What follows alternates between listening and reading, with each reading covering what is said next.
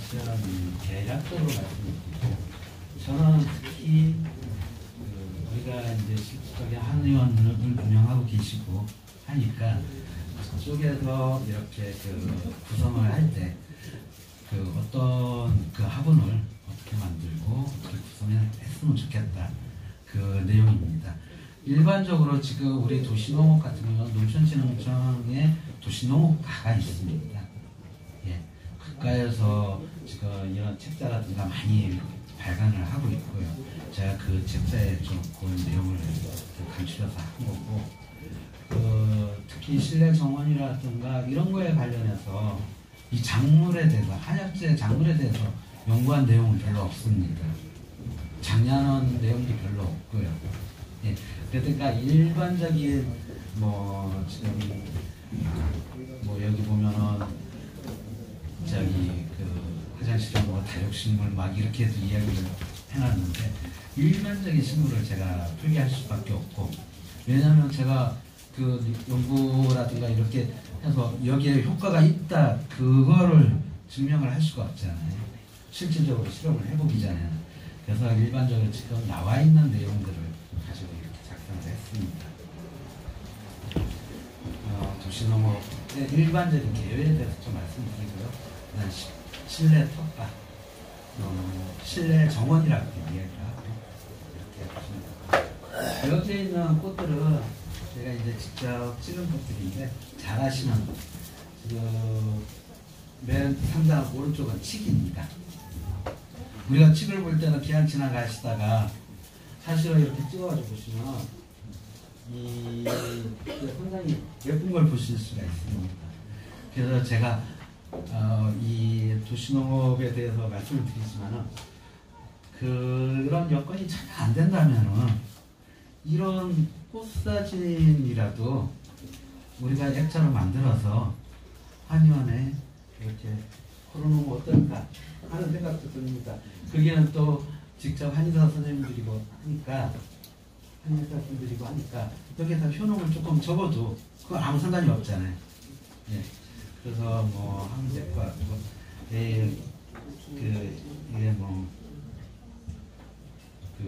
이제 맨 왼편 그게 꿀풀입니다. 파고차라고 이야기하는 꿀풀. 그 다음에 밑에 오른쪽은 대청부채라는 것이고, 그 다음에 맨 왼편은 접시꽃입니다. 접시꽃도 워낙 종류가 여러 가지가 있는데, 흰색도 있고 분홍색도 있고, 제가 조금 이 붉은색이 조금 더 강렬해 보여서 붉은색을 이렇게 넣었습니다. 제가 여러 가지 이제 색깔을 접시꽃으로 갖고 있는데, 조금 그런 의미에서 이 내용을 도시농업이라는 거는 도시의 다양한 공간을 활용해서 식물을 재배하고 생산물을 이용하는 것입니다. 이 도시농업과 농업의 가장 큰 차이점이 뭐냐면, 경제적 이익이 주목적이냐 아니냐의 차이입니다. 우리가 재배하시는 분들, 농민분들은 이걸 재배를 해서 수익을 올려야 내가 생활을 할 수가 있는 건데, 도시농업은 다른 물론 여기에 보면 일자리 창출이라든가 여러 가지가 있지만은, 자신이 먹고 여가라든가 이런 걸 활용해서 하시는 분들이 많거든요.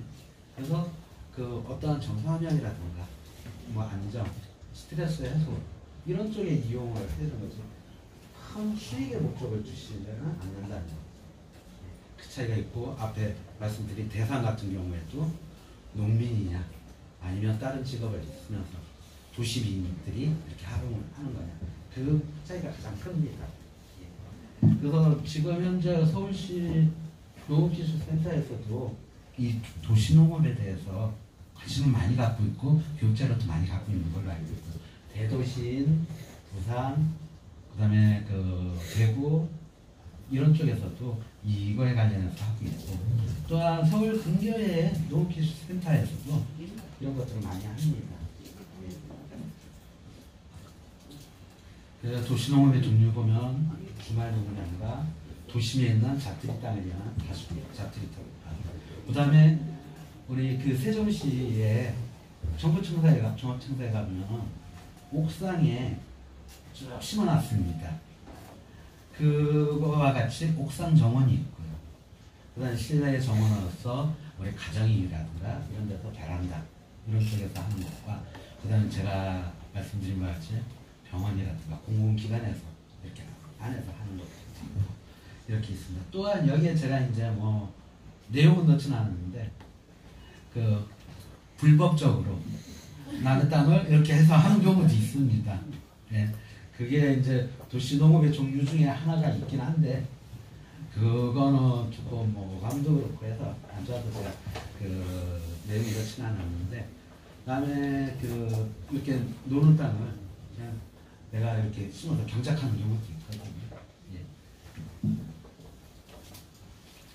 뭐 이거는 너무나 잘 아시겠지만 아동 같은 경우는 우리 이제 정서 불안한 아동이라든가 또한 자연 체험을 통해서 만지고 느끼고 냄새 맡고 보고 이런 걸 통해서 개성 발달할 수 있는 어린아이들 같은 경우 청소년 같은 경우 대안학교라든가 이런 쪽에서 많이 합니다. 예, 하는 게 심리적 안정이라든가 학업 성취자 역산 집중력 향상을 위해서 노인분들 같은 경우에는 우리 그 시간이 많이 남으시잖아요. 이 시간 관리를 위해서 여기에 이제 그 각부가 하시는데 시간 쓰시고 또한 일부에서는 생산을 해서 그 일거리 창출 그 수입을 이렇게 생산하는 데도 이용을 하고 있습니다. 도시농업 회사 같은 경우는 에러트먼트 가든이라든지 영국이 유명합니다.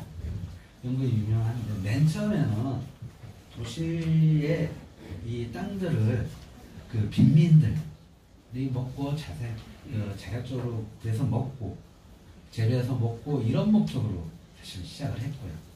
그 목적이 점차 변질돼서 현재 와서는 그 스트레스라든가 내가 뭔가 여가하려고 있냐 그리고 여기 재배에 관련한 작물을 기르는 거에 관련한 취미를 목적으로 지금 어느 정도 이렇게 바뀌어 있습니다. 두 번째가 그 북미 쪽에 커뮤니티 가든에서 도시농토를 견인하면서 공간제 이제 텃밭을 운영하는 것인데요. 이것 또한 마찬가지로 텃밭을 운영을 해서 그 생산물을 뭐 그 주말 시장이라든가 이런 데 팔기도 하고 공동체로서 그 생산을 해서 나눠 먹기도 하고 그렇게 합니다. 지금 보시는 바와 같이 여기 이제 뉴욕이라든가 이런 쪽에서 이렇게 쓰는 걸 이렇게 볼 수가 있습니다. 이 미국은 워낙 땅덩어리가 넓다 보니까 도심에서 조금만 벗어나면 이런 게 가능하고요. 일본 같은 경우는 도시농이 이제 시민농원이라는 이름으로 우리 운영이 되고 있고요. 우리나라 주말농장과 가장 유사합니다. 그래서 텃밭을 이용해서 우리가 주말에 와서 일을 해주고 일을 하고 가꾸고 내가 심고 싶은 걸 심고 하는 저희도 보면은 이 도시에 계시는 분들이 가까운 근교에 주말 농장을 이렇게 몇 평씩 이렇게 얻어가지고 고추도 심고 여러 가지를 하시잖아요. 그런 형태로 지금 유지가 되고 있는 것입니다. 사실 이 도시농업에 가장 크게 지금 발달하고 발전되어 있는 것이 쿠바입니다. 쿠바는 러시아가 이제 붕괴되면서 그 먹을 게 채소라든가 이런 게 먹을 게 없다 보니까 이 정책을 폈고요. 그래서 수도 아바나에 이제 빈 땅을 이용해서 재배를 하고 있고 여기에서 지금 생산된 것이 지금 그 쿠바의 90%를 보급을 하고 있습니다. 제가 12년도인가 부산에서 도시농업 박람회를 할 때 한번 다녀왔었습니다. 그때 이제 쿠바 그 도시농업을 하시는 분이 와서 했는데 그 당시에도 이미 이게 완전히 활성화가 되어 있습니다. 그래서 우리나라에서도 이걸 조금 이용을 해보자 하시는 시작을 했고요. 그리고 지금 현재 모든 사회적인 여건이라든가 이런 걸 생각을 하다 보니까 도시농업에 대해서 많은 분들이 관심을 갖고 있고요. 그러다 보니까 등교회 농업기술센터라든가 여러 곳에서 지금 이 교육을 합니다. 그래서 도시농업 전문가 과정이라고 해서 그 80시간의 교육을 받으셔야 되는데 이론교육 40시간, 실습교육 40시간 그래서 총 80시간을 받게 되면 전문가 그 자격증이 물론 시험을 꼭 하셔야 됩니다. 그래서 이렇게 나가게 됩니다. 또 전문가가 되기 위해서는 그 전에 그 자격증이 또 하나가 필요한 교육가 있거든요.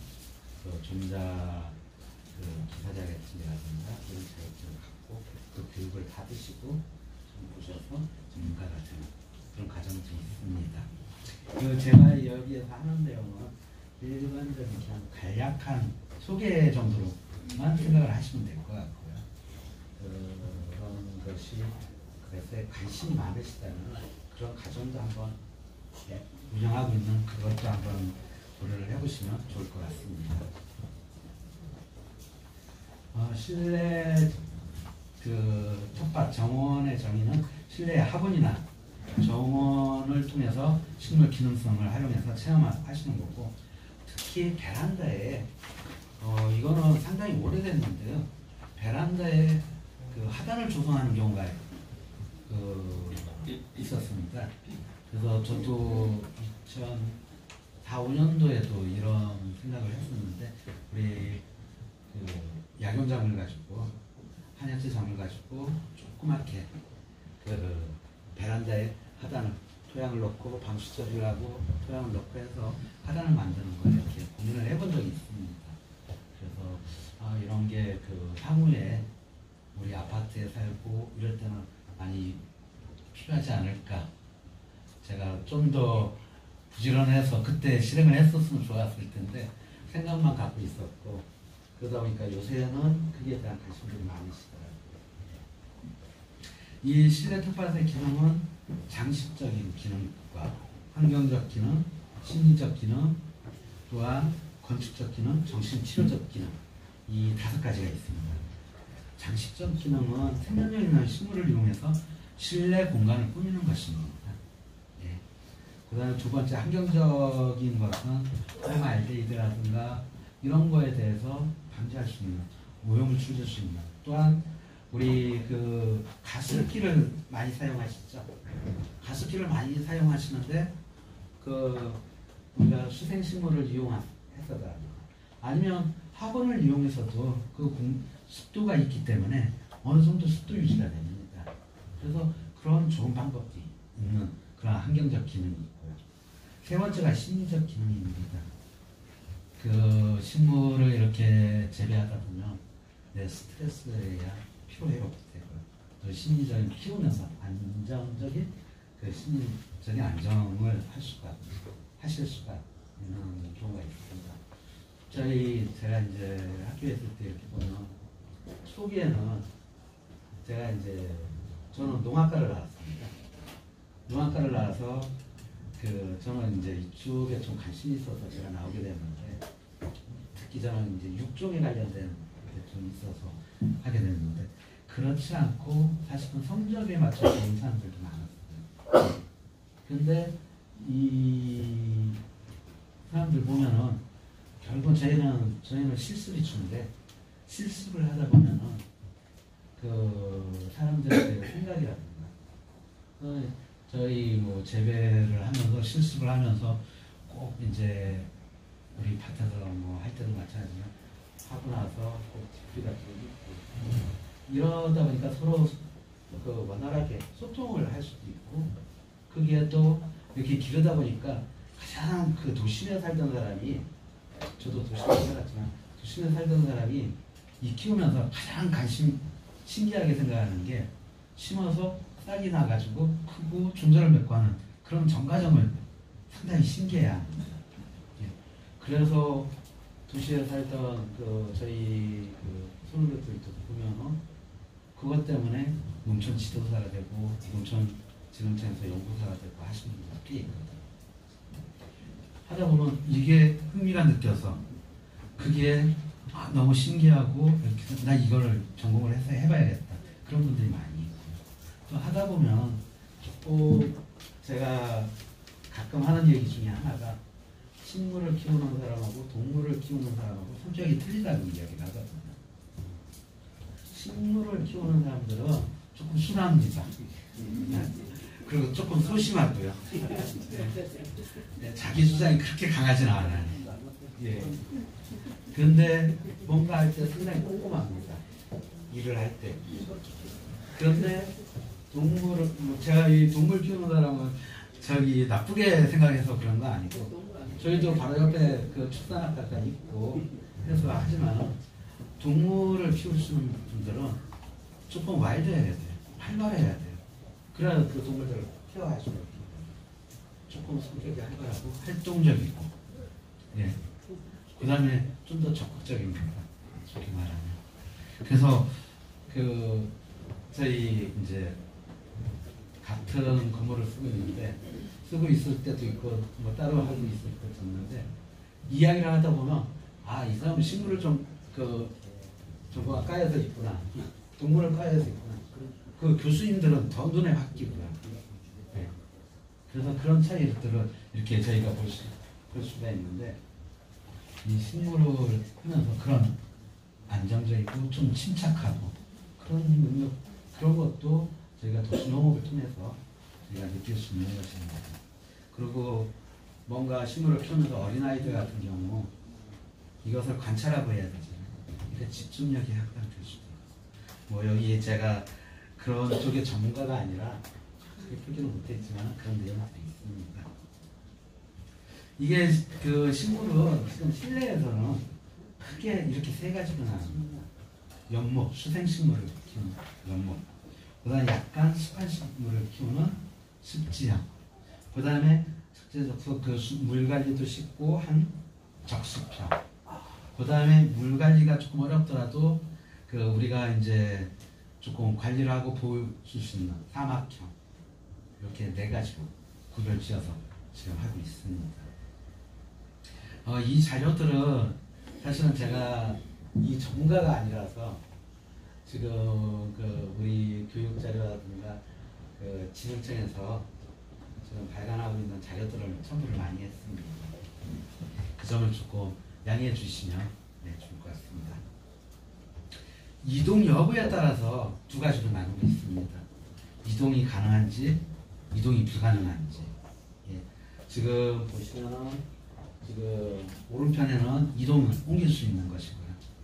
그 다음에 왼편은 이동이 불가능한 것입니다. 제 생각에는 한의원에서 하신다면 이동이 가능한 걸 하셨으면 좋겠어요. 그 이유 중에 하나가, 이동이 불가능한 거는 식물을 키우면 식물이 피고 지고 정과정이 나오잖아요. 예. 근데 우리가 보통 한의원에 오시고 하시면은 몸이 조금 안 좋으신다든가 불편하신 분들이 오시잖아요. 우리 뭐 잘하시면 마지막 입술에 보면 내가 저 입 떨어지면 나도 죽겠다, 그런 얘기가 있잖아요. 그런 의미에서 저는 이런 병원이라든가 이런 쪽에서는 그 입이 지고 하는 것보다는 조금 계속 이런 꽃이라든가 아니면 파란색 입이라고 볼 수 있는 그런 작물을 한약재를 하셨으면 좋겠고, 그렇다면은 입이 지고 죽을 때 그런 고정식 같은 경우는 이동이 불가능하잖아요. 그렇기 때문에 조금 옮길 수 있는, 들고 옮길 수 있는 그런 것들을 조금 해주시면 어떨까? 아니면 상록으로 항상 파란 식물을 이용을 하시든지. 그래서 저는 개인적으로는 이동식 실내정원을 많이 권해드리고 있습니다. 식재를 하실 때 어떻게 식재를 할까? 이것도 중요한 것 중에 하나입니다. 제가 말씀드렸다시피 약용작물을 이런 식재 방법이라든가 뭐 여기에 대한 정확한 데이터가 없기 때문에 그 기본적인 내용만 말씀드리겠습니다. 식재는 중심식물학과 중간식물, 지피식물 이 세 가지로 나눕니다. 그 중심식물은 조금 키가 큰 것들, 해서 비교적 큰 식물을 이렇게 하고요. 중간 식물은 큰 식물을 받쳐줄 수 있는 한 30cm에서 한 4, 50cm 이 정도 됩니다. 지피식물은 바닥을 깔아줄 수 있는 그런 식물들을 말합니다. 우리 지표면을 픽업할 수 있는 키가 작고 아주 밀식을 해서 아주 다닥다닥 심어도 가능한 것들, 아니면은 이 뻗어가지고 한 줄을 심었을 때 넓게 퍼질 수 있는 것들이 있지 않습니까?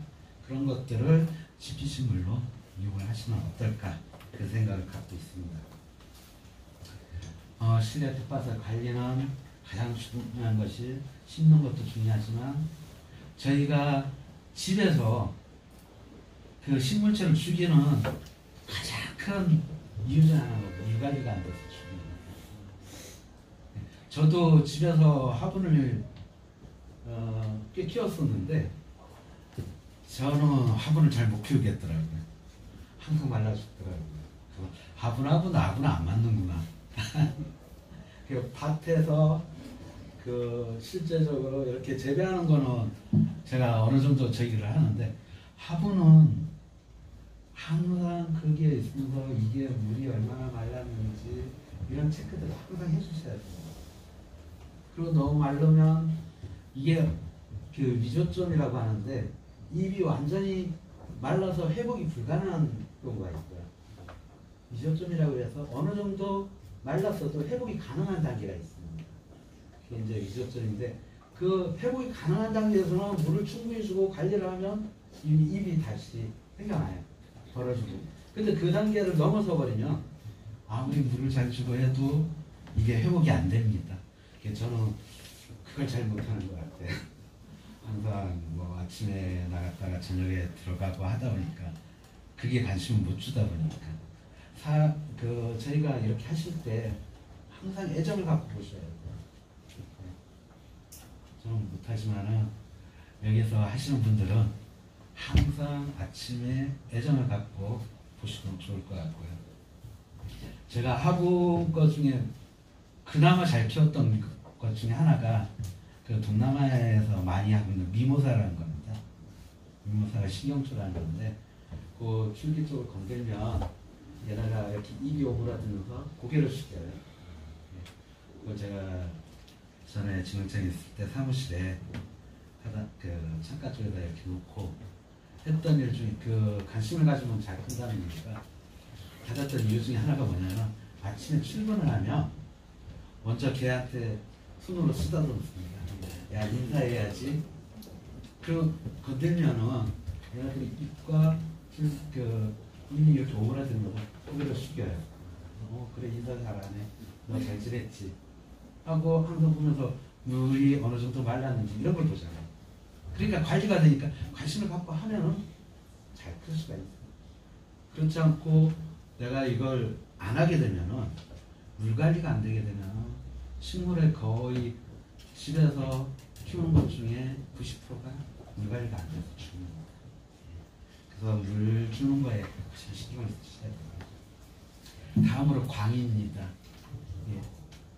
저희 집도 요번 어버이날 카네이션 이제 저희 화분으로 된 거 샀거든요. 뿌리가 있는 거. 그랬더니 꽃이 4송이가 피어 있고 그 꽃무늬가 맺은 게 많이 있더라고요. 그래서 집사님이 저한테 물어본 것 중에 하나가, 이 꽃무늬 있는 것들은 못 피우고 죽는 거냐고. 제가 이야기하는 게, 첫째로 물 관리 잘하고, 두 번째로 하나가 거실에만 놔두지 말고 가끔 베란다에 햇빛을 보게 한번 해라. 그래서 했더니 맨 처음에 4송이 피었다가 지금 6송이가 꽃이 피어 있거든요. 그리고 하나가 꽃이 질 때는 꽃대를 다 잘라줘야 됩니다. 꽃대가 있으면 그게 종자를 맺잖아요. 우리 뭐 여기 너무나 잘 아시겠지만 사람이나 식물이나 다 똑같지만 자손을 이어주는 대를 잇는 게 가장 큰 것 중에 하나잖아요. 그럼 식물도 마찬가지입니다. 꽃이 피고 그게 이제 생식성장인데, 꽃이 피고 종자 맺고 이럴 때 얘네들은, 이 식물들은 꽃 피고 종자 맺고 여기에 거의 모든 것이 물두에 있어요. 그렇기 때문에 다음 꽃을 보고 하자면은 이제 꽃대를 잘라줘야 되는데, 제가 그래서 꽃대를 잘라주라고 했더니 정말 이거 너무 잔인한 거 아니에요? 그래서 그렇게 이야기하는데 그래도 뭔가 그 좀 더 보는 사람 입장에서는 그렇게 해줘야 그게 유지가 된다. 예, 그 이야기를 합니다. 그래서 관관리, 그다음에 온도관리. 온도관리는 우리 재래 식물 같은 경우, 토종 같은 경우는 휴면이라 그래서 그 겨울을 그 찬 온도를 겪어야 되는 것들이 있습니다. 그 중에 하나가 잘 아시는 동백이 있죠. 동백이 실내에만 있으면 꽃모음이 멎었다가 다 떨어져 버리죠. 다 떨어져 버립니다. 그게 향기운이 맞아야 돼요. 그래서 그 동백 같은 경우는 조금 추운데 겨울에 추운데 놔뒀다가 들여와야 이 꽃모음이가 안 떨어지고 맺는다고 말씀드립니다. 그런 식으로 토종 식물 같은 경우는 그런 경우가 많이 있고요. 우리 그 지금 실내 정원에는 주로 아열대성 식물이라든가 이런 것들이 많이 해군목 이런 것들이 이용되는데 사실 그런 것들은 저온을 그 느끼게 할 필요는 없습니다. 따뜻하게 해주시는 게 좋고 우리 그 한약재로 이용되는 이런 작물들을 하실 때는 조금 며칠 동안 한겨울에 아주 너무 저온은 안 되고요. 예, 보통 식물들이 자라는데 10도씨 이하로 한 4, 5일 되면 동해를 잇는다고 합니다. 특히 하부는 우리 땅에 심은 거는 땅이 넓잖아요. 그러니까 이게 조금 어느 정도 유지를 해주는데 화분 같은 경우는 요 화분 안에만 흙이 되기 때문에 얘네가 겨울을 날 능력이 그렇게 많지가 않아요. 그러니까 동해라든가 그다음 냉해를 많이 입습니다. 그렇기 때문에 아주 낮은 온도 말고 한 4도, 영하 4도 내외에서 이렇게 놔두는 게 좋습니다. 보통 그래서 뭐 상온 4도까지 이렇게 하는데 저희 중에 좀 급하면은 냉장고에 살짝 넣어두는 경우도 있습니다. 예, 저희 실험을 하다 보면 얘네가 저온을 해야 되는데 감응이 안 돼. 우리가 온실에 놔뒀다든가 그러면은 잠시 냉장고 다 비우고 크게 이렇게 놔두는 거죠. 그래서 온도 관리가 가장 중요한 것 중에 하나고 마지막으로 비료를 주는 거하고 그다음 병해충 관리입니다. 우리가 일반적으로 하다 보면 진딧물이 많이 껴요. 이렇게 진딧물 끼면은 지금 시판용 약재를 사용할 수도 있고 그다음 친환경 제재를 이렇게 하실 수도 있고요. 옛날에 담배 이렇게 물내가지고 많이 사용을 했었죠. 예, 그런 경우도 있고 한데 주로 담배는 또 냄새가 요새 가장 큰 적 중에 하나가 담배잖아요. 그러니까 그런 것보다는 조금 친환경 제재를 사용하시는 게 좋을 것 같습니다. 이 비료 나중 시간이 없을 것 같은데 비료 같은 경우 집소질 비료 같은 경우에는 가장 주의하셔야 될 게 식물에 직접 닿으면 안 됩니다. 예, 식물에 직접 닿으면 얘네가 탄다고 이야기하죠. 꺼멓게 반점 생기고 말라 죽습니다. 그리고 잎을 우리가 실내 정원을 하는데 잎이라든가 모든 게 보기 좋아야 되잖아요. 근데 꺼멓게 탄 자국이라든가 이런 게 보이기 때문에 절대 질소질 비료는 식물과 직접 닿으면 안 되고요. 화분을 하시더라도 중심부에 놨으면 거기에서 조금 떨어뜨려서 이렇게 배치를 하셔야 됩니다. 추 비료를 이렇게 줄 때 기본적으로는 섞어서 하지만은 그렇지 않고 할 때는 그리고 잎이라든가 이런데 이 비료가 묻어 있지 않게 그렇게 관리를 하셔야 돼요. 보통 이렇게 관리를 하시면 일반적으로 화분을 관리하시는데 큰 지장이 없고요. 마지막으로 아마 맨 마지막 장에 있을 텐데 분갈이입니다. 예. 한 번에 1년, 2년을 놔두면 화분이 작잖아요. 화분은 정해져 있습니다. 거기에 이 식물이 1년, 2년 후는 나중에 그러신 경우 보실 수가 있는데 죽어서라든가 이렇게 해서 그 뿌리를 캐보면 거기에 흙은 안 보이고 뿌리만 작더 흙이 하나도 안 보이는 경우가 있어요. 다 뿌리만 엉켜서 그렇게 되면 얘네 뿌리가 사는 조건이 안 되잖아요. 그렇기 때문에 좀 더 큰 곳으로 옮겨 주셔야 됩니다. 그 뭐 하시다가 그 실내 그게 정원을 하실 때 그거를 좀 유념해 주시면 예. 그래서 화분을 좀 더 큰 곳으로 옮기고 이런 거에 해주시면 또 화분을 옮길 때는 봄에 하시는 게 가장 좋고요. 우리 식물길 지금은 쉬지는 않지만 4월 5일 그때잖아요.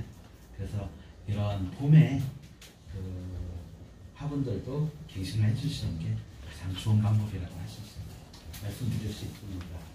그러나 제가 말씀드리고 또 12시에 점심 드시고 또 하셔야 되기 때문에 간략하게 설명을 드렸습니다. 궁금하신 점 있으시면 한두 가지만 질문 받고 점심 드시고 가시는 걸로